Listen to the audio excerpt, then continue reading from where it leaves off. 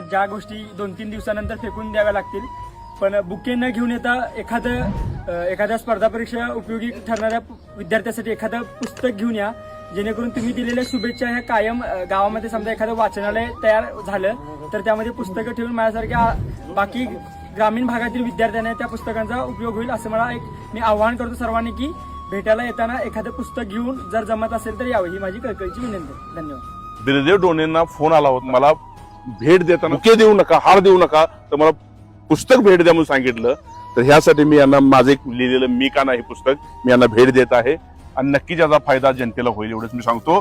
आणि या IPS अधिकाऱ्याकडून येणाऱ्या काळात आयुष्य म्हणजे भविष्यात सुद्धा या IPS अधिकाऱ्याचं नाव घेतलं पाहिजे जनतेला सन्मानानं, एवढी अपेक्षा करतो मी सांगतो. जय हिंद, जय भारत. नक्कीच जनतेच्या सर्व अपेक्षांच्या खरा उतरायची देवाने मला ताकद द्यावी हीच अपेक्षा आहे.